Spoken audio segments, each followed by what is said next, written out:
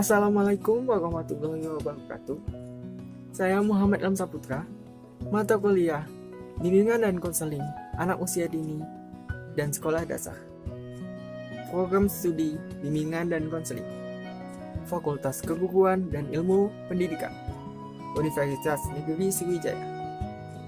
Pada kesempatan kali ini, saya akan membicarakan tentang hakikat bimbingan konseling untuk anak usia dini. Di sini saya tidak sendiri. Saya ditemani teman-teman saya, yaitu saya Vanessa Dwi Ananda. Saya Dava Fadila. Baiklah, mari kita mulai pembahasannya.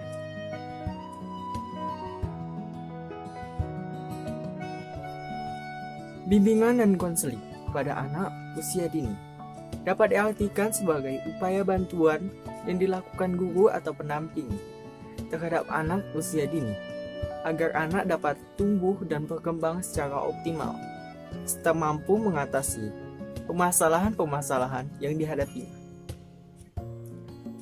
Adapun secara khusus, layanan bimbingan dan konseling pada anak usia dini dilakukan untuk membantu mereka agar dapat 1. Lebih mengenal dirinya, kemampuan, sifat, kebiasaan, dan kesenangannya. 2. Mengembangkan potensi yang dimilikinya. 3. Mengatasi kesulitan-kesulitan yang dihadapinya. 4. Menyiapkan perkembangan mental dan sosial anak untuk masuk ke lembaga pendidikan selanjutnya.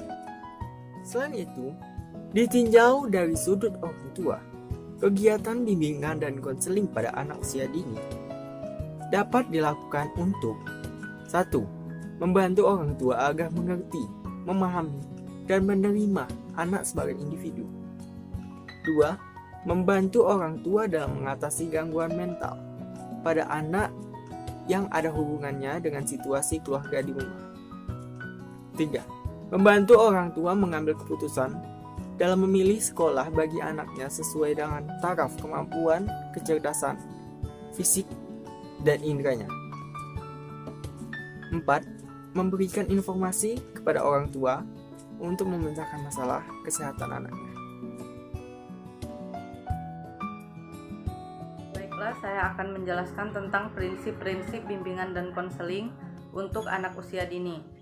Syaodih menjelaskan, pada saat pelayanan bimbingan dan konseling untuk anak usia dini, kita perlu memperhatikan beberapa prinsip-prinsip sebagai berikut.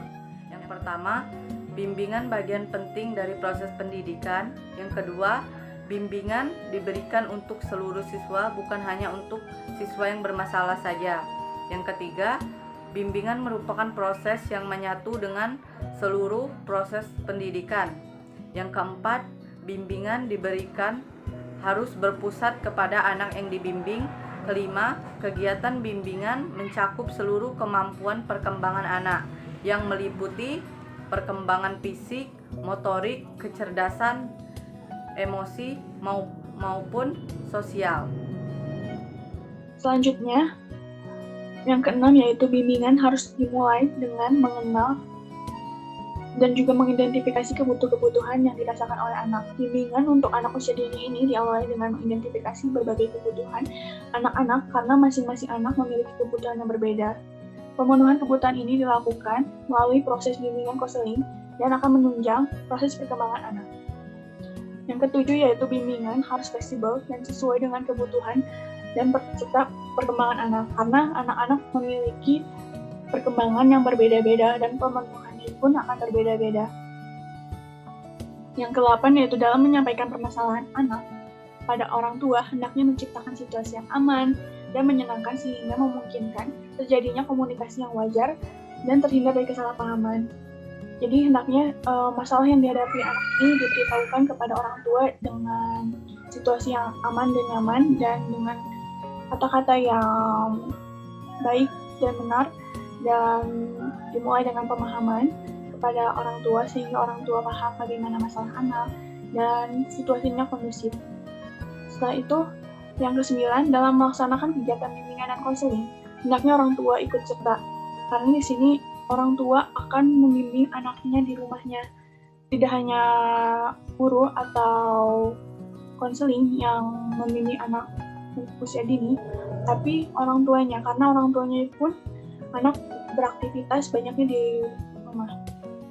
Yaitu ke-10, bimbingan konseling seoptimal mungkin sesuai dengan kemampuan yang dimiliki guru atau pendamping sebagai pelaksanaan bimbingan konseling, dan masalah pun terjadi yang akan ditindaklanjuti harus diketahui dan dikonsultasikan kepada kepala sekolah dan tenaga ahli, sehingga masalah ini dapat ditangani dengan cepat dan tanggap.